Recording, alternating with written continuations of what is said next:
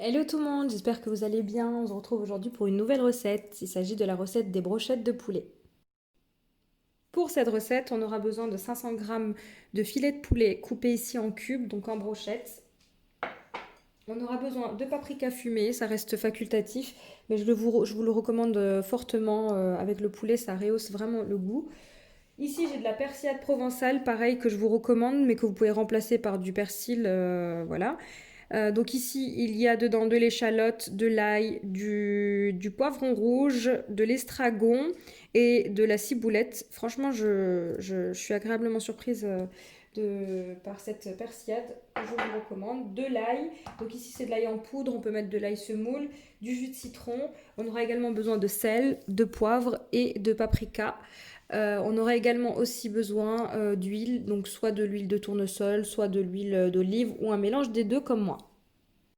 Donc je démarre en mettant ma matière grasse. Donc là, je vais mettre l'équivalent de 2 cuillères à soupe d'huile de tournesol et l'équivalent d'une cuillère à soupe d'huile d'olive. Voilà. Ensuite, je vais mettre une cuillère à café de sel. Donc moi ici, j'utilise du sel de Guérande. Je vais mettre du poivre, du paprika doux, une cuillère à café également. Je vais mettre un petit peu de paprika fumé, du jus de citron qui va venir ici attendrir le poulet. Donc l'équivalent d'une bonne cuillère à soupe.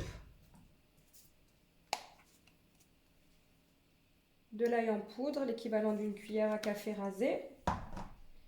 Et enfin, notre persillade que vous pouvez remplacer, comme dit, par du persil séché. Voilà. Et on vient mélanger le tout. Je vous recommande de mariner votre viande la veille.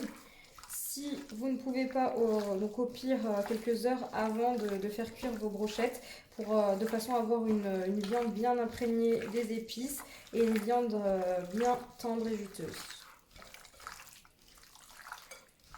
Voilà, donc une fois bien mélangé, on va mettre du papier film et placer ça au réfrigérateur jusqu'au moment où on veut les faire cuire.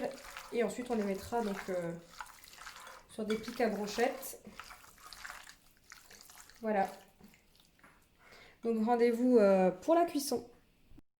Voilà, une fois mis sur les brochettes, ce que ça donne. Donc là, il ne reste plus qu'à les cuire et à les déguster. Donc personnellement, je vais les faire cuire sur un barbecue.